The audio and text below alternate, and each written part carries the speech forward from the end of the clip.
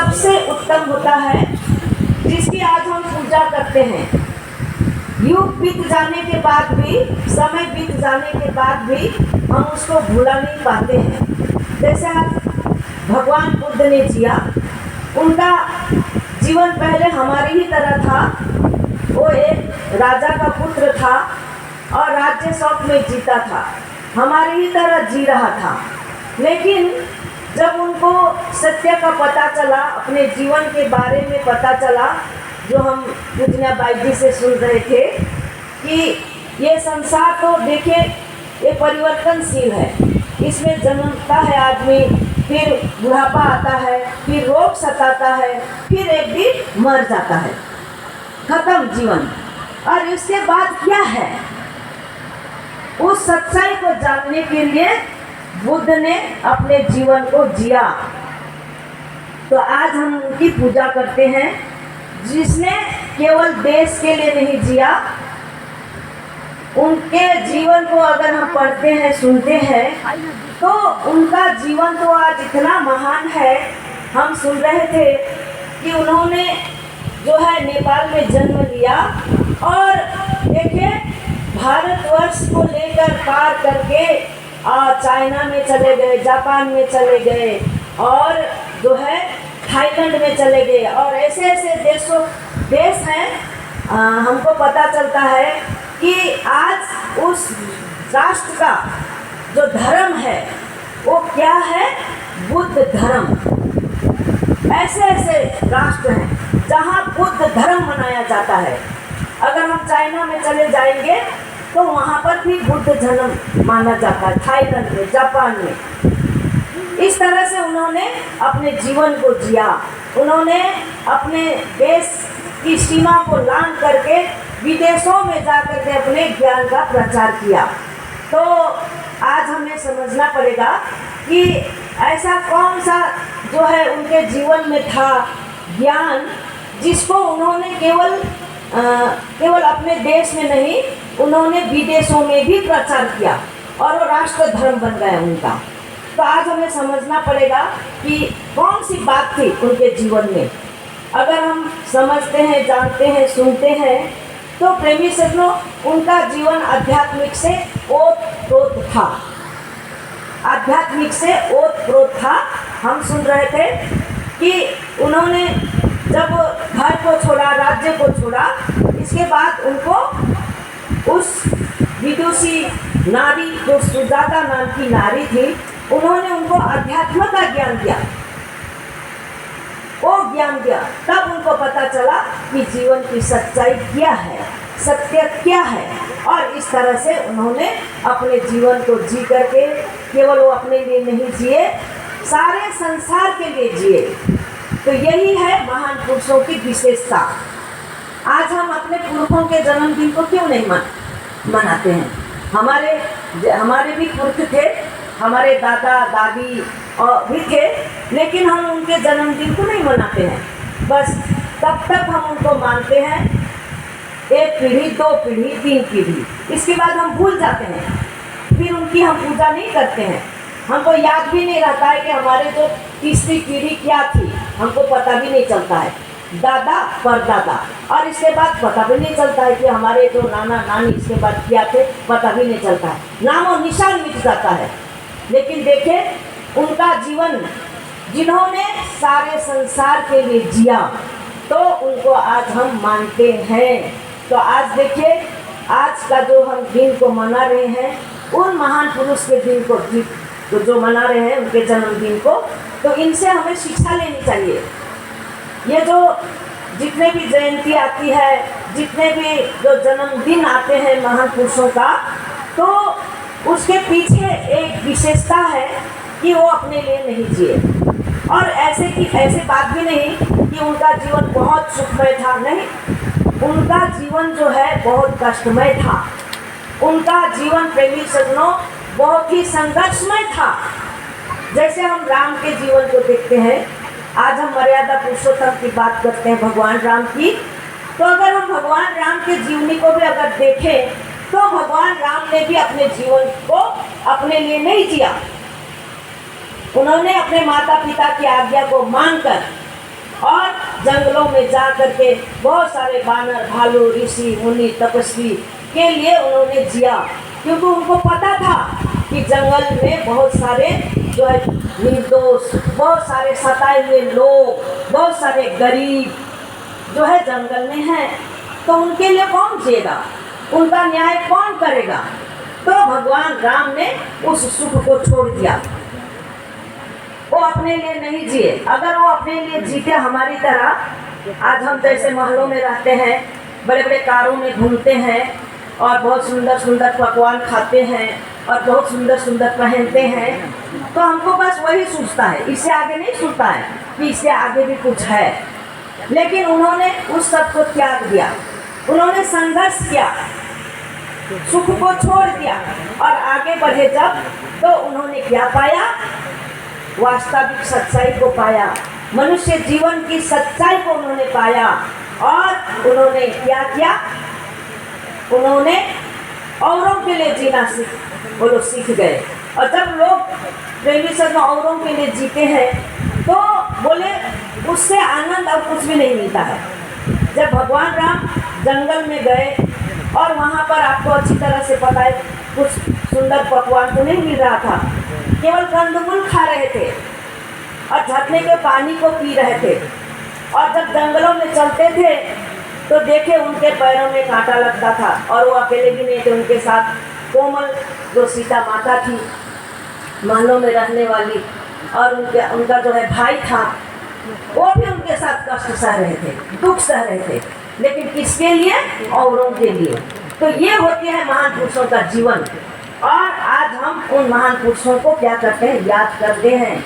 लेकिन मानव उत्थान सेवा समिति एक दूसरा बात कहती है कि तुम याद केवल मत करो, उन्होंने किस लिए उस प्रकार के जीवन को चुना, क्या था उनके उस जीवन को चुनने के पीछे, उस सच्चाई को भी जानो। तो आज पता चलता है कि उनके जीवन में आध्यात्मिक ओत-प्रोत था, आध्यात्मिक। और जब मनुष्य के जीवन में आध्यात्मिक ओत-प्रोत हो जाता है प्रेमी सज्जनों, संसार का दुख उसे नहीं व्यापता है, संसार का कोई सुख दुख उसे नहीं व्यापता है। जब सिद्धार्थ जंगल में गए तो उनको जंगल का सुख दुख उन्हें नहीं व्यापा। भगवान राम जंगल में गए तो उनको संसार जो जंगल का सुख दुख नहीं व्यापा, क्योंकि वो उन सुख दुखों से जो है आध्यात्मिक के चलते, ज्ञान के चलते क्या होता है, वो ऊपर उठ जाते हैं। क्योंकि हम कुछ देर पहले सुन रहे थे कि जब महान पुरुष आते हैं और महान पुरुष जब साधन भजन करते हैं, उस 7 चक्र को लांघ कर वो जब अपने भ्रिकुटी में अपनी शक्ति को ले जाते हैं, तो बोले उसको शरीर का भान नहीं रहता है। तो इस तरह से उन्होंने संसार के सुख दुख से उन्होंने मुंह नहीं मोड़ा।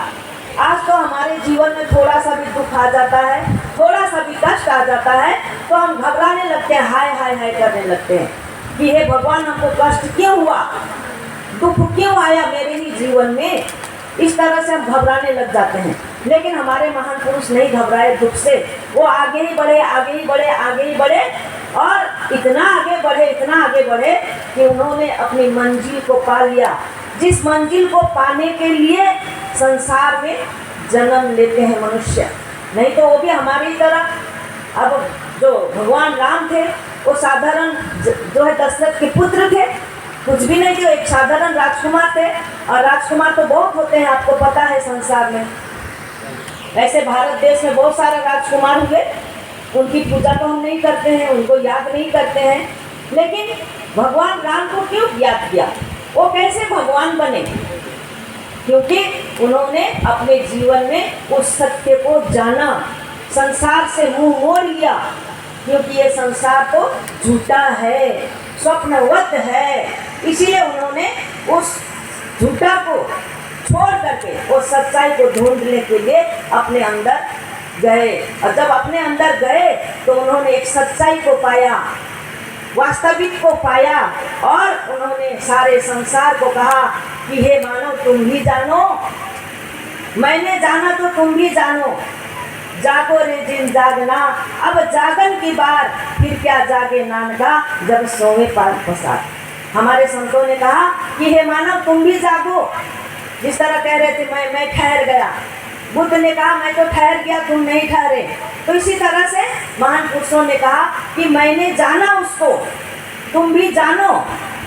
तो क्या होता है पता है, जब महान पुरुष आकर के कहते हैं कि हे मानव तुम वास्तविक को जानो, सच्चाई को जानो, तो हमारे आगे बहुत बड़ा प्रश्न हो जाता है, खड़ा हो जाता है। हम सोचते नहीं, हम तो इस धर्म को मानने वाले हैं, हमारे पूर्वज ये थे वो थे, और इस तरह से हम वहाँ पर अपना चतुराई आगे रख देते हैं ताकि हम सच्चाई से दूर रहें। और इस तरह से हम महान पुरुषों की निंदा करते हैं, महान पुरुषों के पीछे पड़ जाते हैं। कभी उनको सूली पे चढ़ा दिया, कभी देश से भगा दिया। आज हम बुद्ध जयंती मना रहे हैं, अगर बुद्ध के इतिहास को पढ़ें तो हमको पता चलता है कि जब भगवान बुद्ध ज्ञान की प्रचार कर रहे थे तो बोले उस समय उनको बहुत सारा पत्थर मारा गया और उनको देश निकाला किया गया। इसीलिए वो सब जा करके आगे चाइना में गए, थाईलैंड में गए, ज्ञान का प्रचार किया। लेकिन आज आप नेपाल में जाओगे तो वहाँ पर हर जाति कहता है कि भगवान बुद्ध तो हमारे जाति के थे, भगवान बुद्ध तो हमारे हैं, हमारे बरादरी के थे। मतलब जाने के बाद हाजिर की हुज्जत गैर की तलाश, ये है हमारी संस्कृति, हमारे मनुष्य जीवन की ये है लीला। तो इसी तरह से जब हम मतलब महान पुरुषों की अनादर करते हैं तो प्रेमी सज्जनों हमको बहुत दुख झेलना पड़ता है। जब भगवान राम आए तो उनकी भी हमने निंदा की, जब ईसा मसीह आए तो उसको सूली में चढ़ा दिया, और इस तरह से कबीरदास जी आए, नानक आए, पागल हाथी के आगे कर दिया। तो इस तरह से उनको दुख ही दुख दिया। लेकिन जाने के बाद आज हम देख रहे हैं बड़े बड़े जयंती मनाते हैं उनके नाम पर, बड़े बड़े गुम्बा बनाते हैं, बड़े बड़े मस्जिद बनाते हैं और बड़े बड़े चर्च बना देते हैं करोड़ों का खर्च करके। और हमें ये भी पता नहीं चलता है कि वास्तव में उन्होंने क्या किया जो आज हम उनको याद करते हैं। तो ये मानव उत्थान सेवा समिति के जो प्रणेता हैं श्री सतपाल जी महाराज जी, समय के सद्गुरु, वो कहते हैं उन्होंने आध्यात्मिक को जाना, अपने आत्मा को जाना, अपने अंदर उन्होंने ईश्वर को खोजा, अपने अंदर अपने श्वासों को, प्राणों को जाना उन्होंने। तो आज आप भी जानो, निंदा मत करो, पीछे मत पड़ो, क्योंकि हमारी एक पुरानी रीति है। आज भी हम कहाँ छोड़ते हैं, आज भी हम कहते थे अरे राजनीति वाले हैं, हम छोड़ते नहीं हैं क्योंकि वो हमारी पुरानी आदत है। जब जो भी महान पुरुषों को हमने दुख दिया, वो दुख प्रेमी सज्जनों किसी जानवर ने नहीं दिया, किसी पशु पक्षी ने नहीं दिया। वो दुख को देने वाले बड़े बड़े विद्वान, बड़े बड़े पढ़े लिखे कौन थे? मनुष्य ही थे, जिसको कहा जाता है कि विवेकशील प्राणी। तो हम कैसे विवेकशील हुए? जब भी महान पुरुष आए उनके पीछे हम पड़ गए और उनकी बातों को हमने नहीं सुना और निंदा करते करते हम इस दुनिया से चले गए। और आज हम क्या करते हैं? बड़ी बड़ी पूजा करते हैं। तो इसीलिए आज ये संस्था ये काम करके कि जगह जगह जा करके कि हे मानव उठो, जागो और अपनी शक्ति को जानो। जिस शक्ति को जनाने के लिए समय समय पर कभी राम बन के, कभी कृष्ण बन के, कभी खुदा बन के, कभी अल्लाह बन के, कभी कृष्ण, मैंने हरेक महान पुरुष, अनेकों गुरुओं ने जो है संसार में जन्म लिया और उन्होंने कहा कि तुम अपने आत्मा शक्ति को जानो। विषय एक ही था, बस बार बार वो जब जब धर्म की हानि होती थी, जब जब इंसानियत को भूला जाता था, मानवता को भूला जाता था, अपनी शक्ति को भूला जाता था, तब फिर दोबारा वो मनुष्य रूप लेकर के आते हैं। मनुष्य रूप लेकर के आकर के समझाते हैं लोगों को कि उठो, जागो, जानो, उस शक्ति को जानो। क्यों? क्योंकि तुमने उस शक्ति को भूला दिया। और संसार में आज हम देख रहे हैं कि जब इंसानियत को भूला जाता है, उस आध्यात्मिक शक्ति को भूला जाता है, तब पापाचार बढ़ने लगता है, अत्याचार बढ़ने लगता है, बहुत सारे जो है संसार में विकृति बढ़ने लगती है। और आज हम वही दशा देख रहे हैं। और कहा जाता है कि जब इंसान प्रकृति से खिलवाड़ करने लग जाता है तो बोले प्रकृति भी इंसान से खिलवाड़ करता है। आज हम देख रहे हैं, सब लोग कह रहे हैं, कई दिन पहले बूढ़े लोग बोल रहे हैं आज जो गर्मी हो रहा है, ऐसा गर्मी तो कभी नहीं हुआ था, आज तक नहीं हुआ था, लेकिन अब हो रहा है। क्यों? क्योंकि लोगों ने पेड़ काटना शुरू कर दिया है कि नहीं। बहुत सारे गलत कार्य करने लगे संसार में, और इंसान न रह करके हैवान बन गया। रूप तो इंसान का है, लेकिन हैवान बन गया, उसके अंदर हैवानी आ गई। और जब इंसान हैवान बन जाता है, बोले संसार में बहुत प्रकार के प्रकृति में उतार चढ़ाव होने लगता है।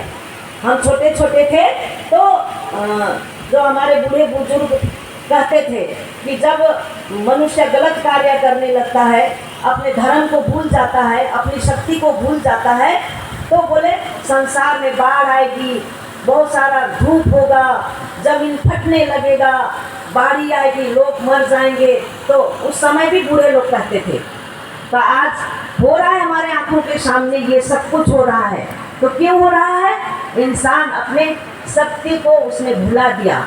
तो इस बार फिर एक मौका है, श्री गुरु महाराज जी हमको मौका दे रहे हैं कि हे मानव, तुम्हारे अंदर जो ये भ्रम है, ये जो अनेक प्रकार के हमारे अंदर जो शंका होती है कि मैं उस धर्म को मानूं या उस धर्म को या उस गुरु को या वो गुरु को मानूं, तो ये शंकाओं को अब हमको छोड़ देना है।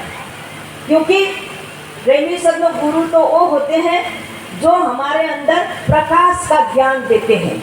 गुरु का अर्थ होता है गु मने अंधकार, लू मने प्रकाश। अगर जो गुरु हमारे अंदर प्रकाश नहीं दिखाता है, तो वो गुरु हमें अपने जीवन में नहीं धारण करना चाहिए। आज तो हम कभी कभी सुनते हैं, अरे फलना गुरु है, वो तो बोले हमारे 1 तोला सोने को 2 तोला बना देता है, उसके पास जाना चाहिए।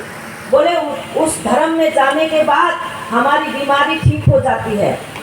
और लोग कहते हैं कि उस धर्म में जाने के बाद हमारे बच्चों को बहुत सारा जो है पढ़ाने का खर्च मिल जाता है।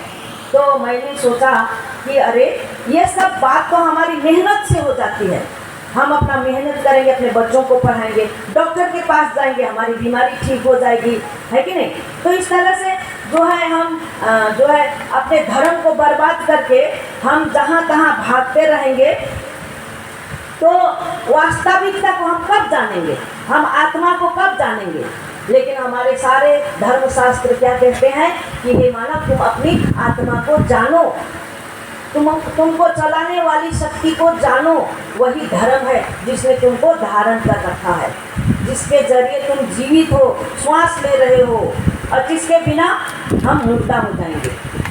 वही हमारा धर्म है। और जब हम उस धर्म को जान लेते हैं प्रेमी सज्जनों, तब जा करके हम पूर्ण मानव बन सकते हैं। नहीं तो हमारा केवल मनुष्य जैसे हम दिखते केवल हैं, मनुष्य जैसा दिखते केवल हैं, लेकिन हम पूर्ण मानव नहीं बन सकते हैं। क्यों?